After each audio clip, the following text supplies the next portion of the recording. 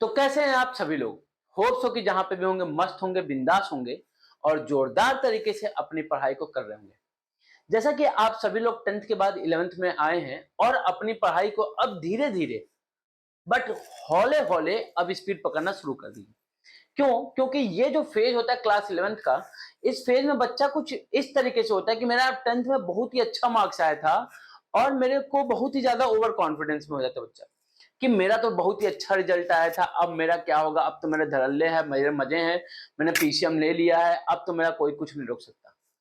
यही जो कारण है, एक डाउनफॉल का कारण बन जाता है बच्चों के लिए। अब बच्चा एकदम रिलैक्स हो जाता है, बस आपको यही रिलैक्स नहीं होना है।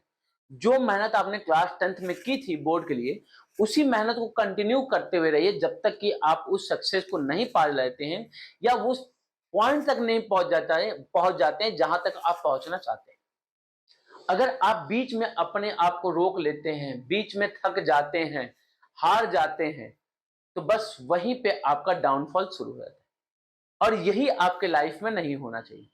तो चलिए इसी मोटिवेशन के साथ आज की क्लास को हम लोग अपने स्टार्ट करते हैं।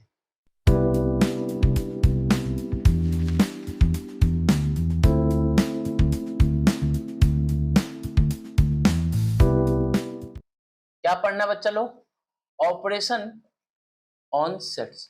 सेट्स के ऊपर जो ऑपरेशन होते हैं तो उसके बारे में हमको सीखना है। ऑपरेशन मतलब वो नहीं चीरा फाड़ी, ऐसे नहीं चाकू से लेकर काट रहे हैं, वो नहीं, वो सब ऑपरेशन नहीं। ऑपरेशन मतलब कि जो आप plus minus multiply divide between two numbers करते हैं, उसी चीज को हम सेट्स में कैसे ऑपरेट करेंगे, कैसे समझेंगे, कैसे करेंगे, इसके बारे में हमको पढ़ना है। तो यहाँ पे कुछ नए नए टाइप के आपको ऑपरेशन देखने के लिए मिलेगा, जिसमें से पहला ऑपरेशन मिलेगा यूनियन। क्या मिलता है? Union of sets. अब ये यूनियन ऑफ सेट्स क्या कहता है, होता क्या है, उस चीज को समझिएगा। यूनियन ऑफ सेट्स ये कहते हैं कि मान लीजिए हमारे पास अगर दो सेट्स हैं, एक है ए और दूसरा सेट है बी, तो जो ए यूनियन बी होगा that is A U B, इसको हम कहते हैं ए यूनियन बी। क्या कहते हैं? A union B. इसका मतलब क्या होता है? अगर हमने कहा कि कोई एक एलिमेंट ए यूनियन बी में बिलोंग कर रहा है, एक एलिमेंट ए यूनियन बी में बिलोंग कर रहा है, दैट मीन्स कि x बिलोंग्स टू ए और x belongs to B. That means कि या तो x जो है ए का एलिमेंट होगा या तो x बी का एलिमेंट होगा, और अगर दोनों का है तब तो बल्ले बल्ले है। मतलब क्या हुआ समझिएगा, जैसे मैंने कहा ए जो है इसमें 1 2 3 है और बी जो है इसमें 3 4 5 है। तो जो ए यूनियन बी होगा इसमें एलिमेंट कितने होंगे? तो इसमें एलिमेंट हो जाएंगे 1 2 3, और जो कॉमन एलिमेंट है उसको सिर्फ एक बार लिखेंगे, उसके बाद 4 एंड 5। ये हमारा हो गया A union B. That means either belongs to A और बी, तो इसको हम कहते हैं ए यूनियन बी। आपने कहा बेहतरीन। अब अगर हम इसकी कुछ प्रॉपर्टीज की बात करें, क्या बात करें? प्रॉपर्टीज की। तो पहली प्रॉपर्टी ये कहता है कि अगर हम ए का यूनियन ए से करते हैं तो हमको ए ही मिलेगा, और इस लॉ को कहते हैं हम आइडम्पोटेंट लॉ। ठीक है, क्या कहते हैं? आइडम्पोटेंट लॉ। नाम याद रखिएगा क्योंकि लॉ जो है नाम से पूछेगा और बाकी चीजों से नहीं पूछेगा। सेकंड, अगर हम ए का यूनियन 5 से करते हैं, किससे करते हैं? 5 से, तो ये भी ए के इक्वल हो जाएगा। थर्ड, अगर ए का यूनियन यूनिवर्सल से करते हैं तो ये भी किसके इक्वल हो जाएगा? यूनिवर्सल के इक्वल। दैट मीन्स यूनियन के केस में जो सबसे बड़ा सेट होता है, यूनियन के केस में जो सबसे बड़ा सेट है उसका हम क्या लेते हैं? आंसर लेते हैं। उसको हम क्या करते हैं? एज एन आंसर लिखते हैं। आपने कहा ठीक है। ये हमारी कुछ यूनियन की क्या थी? प्रॉपर्टीज थी। अब बात आती है इंटरसेक्शन की। किसकी बात आती है? इंटरसेक्शन। ये हमारा सेकेंड ऑपरेशन है। ये हमारा क्या है? Second operation. पहला ऑपरेशन था यूनियन, दूसरा ऑपरेशन है इंटरसेक्शन। इसको हम डिनोट कैसे करते हैं? तो A and B, A and B that is A intersection, intersection B. Intersection का मतलब क्या होता है? जैसे मैंने कहा ये दोनों लाइन है तो ये दोनों एक दूसरे को क्या करें? इंटरसेक्ट करें इस पॉइंट पे, तो ये हमारा इंटरसेक्शन है। तो अपने को इंटरसेक्शन का मतलब होता है कि वो एक कॉमन पॉइंट होना चाहिए दोनों ही सेट में। दैट मीन्स अगर यहाँ पे कोई भी एलिमेंट हमने कहा कि x अगर a इंटरसेक्शन में b, a इंटरसेक्शन b में बिलोंग कर रहा है, दैट मीन्स कि x belongs to a and x belongs to b। That means जो x होगा वो a एंड b दोनों का ही एलिमेंट होना चाहिए, वो दोनों का ही एलिमेंट होना चाहिए। एंड मतलब होता है और, मतलब a में भी होगा और b में भी होगा। दोनों में से किसी एक वाला कंडीशन ही, इस वाला कंडीशन ही। जैसे हमने कहा कि ए हमारा 1 2 3 है और बी 3 4 5 है, तो ए इंटरसेक्शन बी किसके इक्वल हो जाएगा? तो element which is common in both the sets, elements which are common in both the set. तो दोनों में कौन सा एलिमेंट कॉमन है? तो अपने 3 यहाँ पे भी और 3 यहाँ पे भी, तो सिर्फ एक ही ऐसा एलिमेंट है जो कि कॉमन है, तो ए इंटरसेक्शन बी में क्या हो जाएगा? सिर्फ और सिर्फ 3। अब अगर इसकी प्रॉपर्टी की बात करें तो पहला कि ए इंटरसेक्शन ए जो होता है वो ए के इक्वल होता है, इसको हम क्या कहते हैं? तो इसको हम कहते हैं आइडम्पोटेंट लॉ। क्या कहते हैं? आइडम्पोटेंट लॉ। सेकेंड क्या होता है कि ए इंटरसेक्शन फाई जो होता है, ए इंटरसेक्शन फाई ये हमारा फाई के इक्वल होता है। और थर्ड कहता है ए इंटरसेक्शन यूनिवर्सल जो है that will be equal to A. That means intersection के केस में जो सबसे छोटा सेट होता है उसको हम कंसिडर करते हैं, और यूनियन के केस में जो सबसे बड़ा सेट होता है उसको कंसिडर करते हैं। आपने कहा ठीक है, दोनों हमने पढ़ा। अब अगर हम दोनों को मिक्स कर लेते हैं, क्या कर लेते हैं? दोनों को मिक्स कर लेते हैं, तो आता है इंटरसेक्शन और यूनियन। दैट इज अगर आपने कहा भैया A union B intersection C है, तो that can also written as A union B, A union B intersection A union C. आपने कहा अच्छा ये तो बहुत ही बढ़िया बात है। दैट मीन्स कि यूनियन जो होता है, यूनियन वो डिस्ट्रीब्यूटिव होता है, यूनियन डिस्ट्रीब्यूटिव होता है किस पे? इंटरसेक्शन पे। तो union is distributive over intersection. आपने कहा बेहतर। अब अगर हम सेकंड केस की बात करते हैं, that is A intersection B union C की अगर हम बात करें, तो A intersection B union C can be written as A intersection B union A intersection C. तो A intersection B union C can be written as A intersection B union A intersection C. That means कि जो intersection है, intersection है वो हमारा distributive है, वो हमारा डिस्ट्रीब्यूटिव है किस पे? यूनियन पे। तो यूनियन डिस्ट्रीब्यूटिव होता है इंटरसेक्शन पे और इंटरसेक्शन डिस्ट्रीब्यूटिव होता है यूनियन पे। आपने कहा बेहतरीन। तो ये हमारे दो बहुत ही इंपॉर्टेंट क्या थे? ऑपरेशंस थे। अब इन दो ऑपरेशंस के बाद जो ऑपरेशन हमको पढ़ना होता है that is known age difference. दो सेट का डिफरेंस क्या होता है, कैसे करते हैं, उसके बारे में हम पढ़ेंगे। तो बात को समझिए। थर्ड ऑपरेशन जो होता है इसको हम कहते हैं डिफरेंस। क्या कहते हैं? डिफरेंस। डिफरेंस होता है that will be denoted by A minus B. अब ये क्या कहता है कि ए में से अगर बी को माइनस किया, जैसे मैंने कहा कि 4 में से 2 को अगर हमने माइनस किया तो क्या आ जाएगा? तो आपने कहा 4 में से 2 को माइनस किया दैट मींस 2 बचेगा। अच्छा ये 2 बचा कैसे होगा? तो आपने कहा ये जो 4 है इस 4 में 2 कहीं लिखा होगा, और भी 2 होंगे, और इसमें से जो ये वाला 2 था, ये 2 और ये 2 हट गया, तो ये जो अकेला का 2 बचा वो हमारे पास बच जाता है, तो यही हमारा आंसर होता है। दैट मीन्स अगर हमने 4 माइनस 2 किया तो क्या चीज हटाया?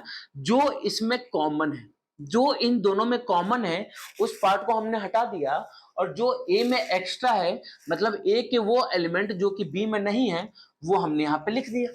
आपने कहा हाँ ठीक है, थोड़ी थोड़ी बातें समझ में आ रही है। दैट मीन्स कि a माइनस बी में अगर कोई एलिमेंट बिलोंग कर रहा है तो दिस इंप्लाइज कि x बिलोंग्स टू a, मतलब x इस 4 में तो बिलोंग करेगा, बट बट बट मतलब and x does not belongs to b, मतलब इस 2 में नहीं होगा। अगर इस 2 में होता तो फिर यहाँ पे 2 आंसर नहीं आता। दैट इज मैंने कहा 4 माइनस 3, तो आपने भैया 4 में से उस एलिमेंट को हटा दीजिए जो यहाँ पे लिखा हुआ है, तो आपने 4 में से 3 को हटा देंगे तो 1 हो जाएगा। तो ये 1 किस में से आ रहा है? तो ये आ रहा है 4 में से, ना कि 3 में से। 3 का अगर कुछ भी पार्ट इसमें होता तो यहाँ पे ये 1 नहीं होता, वो भी क्या होता? माइनस कर दिया जाता है।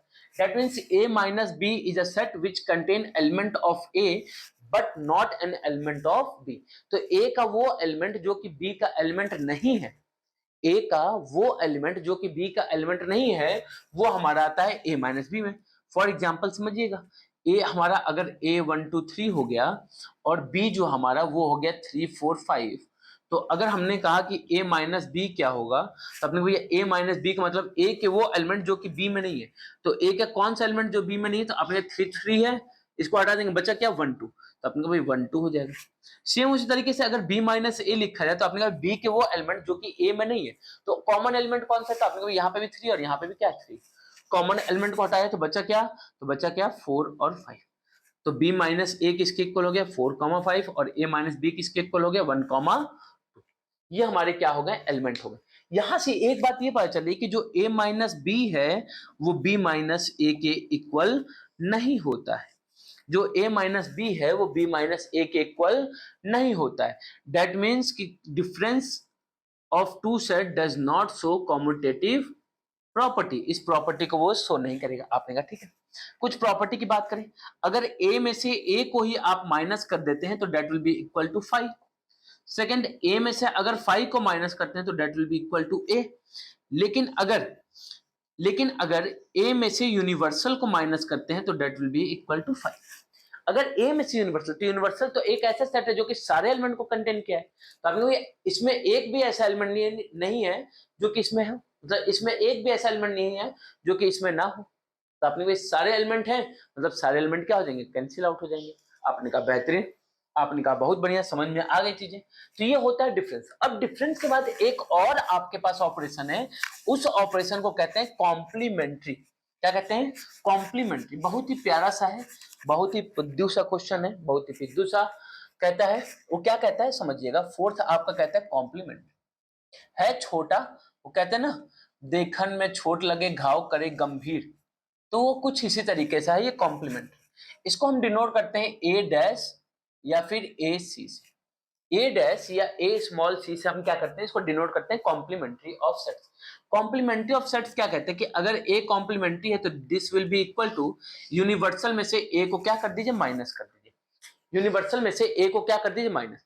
अगर आपने यूनिवर्सल में से ए को माइनस कर दिया तो जो सेट बनेगा उसको हम कहते हैं complementary of set. That is कि अगर एक्स हमारा कोई एक एलिमेंट है जो कि ए कॉम्प्लीमेंट्री में बिलोंग कर रहा है, एक्स कोई एलिमेंट है जो कि ए कॉम्प्लीमेंट्री में बिलोंग कर रहा है, दिस मीन्स कि X does not belongs to A. अगर एक्स ए कॉम्प्लीमेंट्री में बिलोंग कर रहा है तो एक्स ए में बिलोंग नहीं करेगा। मैंने कहा कि मैं उस रूम में बिलोंग करूंगा जहां पे वो नहीं बैठा होगा, ठीक है। मैं उस रूम में जाके बैठूंगा जहां पे वो नहीं बैठी होगी। तो जहां पे वो नहीं बैठी होगी उस रूम में बिलोंग करूंगा। दैट मीन्स कि अगर वो किसी रूम में बैठी हुई है तो मैं उस रूम में नहीं जाऊंगा। क्यों, छोड़ दिया वो रास्ता जिस रास्ते में तेरा घर था, है ना। तो मैंने उस रास्ते को ही छोड़ दिया जिस रास्ते पे उसका घर हुआ करता था, ठीक है। मैं फिर भी गुजरता हूँ, हर दौर दोहराता हूँ, लेकिन कहीं से उसकी खबर आती नहीं, है ना। कि घर से निकलते ही कुछ दूर चलते ही रास्ते में है उसका घर, और मैंने उस घर में आग लगा दी बम फोड़ के, है ना। ये चीजें हैं। तो समझिए बात को। आपने कहा ए कॉम्प्लीमेंट्री मतलब कि element of universal set which does not belongs to set A. आपने कहा बेहतरीन। इसका मतलब क्या होगा। अब कुछ इसकी अगर प्रॉपर्टीज की हम बात करें तो प्रॉपर्टीज पहला कि कॉम्प्लीमेंट्री का अगर आप कॉम्प्लीमेंट्री करते हैं, क्या करते हैं, कॉम्प्लीमेंट्री का कॉम्प्लीमेंट्री, तो आपको वापस से पूरा सेट मिल जाता है। सेकंड क्या कहते हैं, सेकंड कहते हैं कि अगर आप 5 का कॉम्प्लीमेंट्री कहते हैं तो आपको पूरा यूनिवर्सल मिल जाएगा, और अगर यूनिवर्सल का कॉम्प्लीमेंट्री करते हैं तो आपको 5 मिल जाएगा। आपने कहा ठीक है। अब इसी कॉम्प्लीमेंट्री के हेल्प से हमारे चाचा आ गए जिनका नाम था डी मॉर्गन्स। कौन आ गए, डी मॉर्गन्स। और डी मॉर्गन्स चाचा ने कुछ थ्योरम दिया जिसको हम कहते हैं डी मॉर्गन्स थ्योरम या डी मॉर्गन्स लॉ। इन्होंने क्या कहा कि भैया जो इंटरसेक्शन या यूनियन आपने पढ़ा उसके हेल्प से भी हम कॉम्प्लीमेंट्री का यूज कर सकते हैं। दैट मीन्स कि अगर हमको A complementary intersection B complementary find करना है तो that can be written as A union B का होल कॉम्प्लीमेंट। और सेकंड कहते हैं कि A complement union B complement करना है तो that will be equal to A intersection B का होल कॉम्प्लीमेंट। मतलब क्या कहा कि अगर कॉम्प्लीमेंट्री का इंटरसेक्शन, दो सेट के कॉम्प्लीमेंट्री का इंटरसेक्शन अगर आपको करना है तो आप शांति से उन दोनों सेट का यूनियन कीजिए, उसका होल कॉम्प्लीमेंट फाइंड कर लीजिए, दोनों का रिजल्ट क्या आएगा, सेम आएगा। और अगर दो सेट के कॉम्प्लीमेंट्री का यूनियन करना है, दो सेट के कॉम्प्लीमेंट्री का यूनियन करना है तो सबसे बेस्ट है कि उन दोनों का इंटरसेक्शन कीजिए और उसका क्या कर लीजिए, आप कॉम्प्लीमेंट्री करिए। तो इन दोनों से रिजल्ट क्या आएगा, सेम। आपने कोई इसकी प्रूविंग क्या है, इसकी प्रूविंग कराऊंगा नेक्स्ट क्लास में, जहां पे हम लोग पढ़ेंगे वेन डायग्राम। इस चैप्टर में जो सबसे ज्यादा इंपॉर्टेंट पूछे जाने वाला चीज है वो क्या है, वेन डायग्राम। तो वेन डायग्राम करेंगे हम लोग किसमें, नेक्स्ट क्लास में। होप सो कि जो आज की क्लास है वो आपको समझ में आई हो, ऑपरेशन आपको समझ में आया, कॉन्सेप्ट आपको समझ में आया हो, और जब हम वेन डायग्राम करेंगे तो चीजें और अच्छे से आपकी क्लियर हो जाएंगी। तो मिलते हैं नेक्स्ट क्लास में, तब तक के लिए जय हिंद, जय भारत।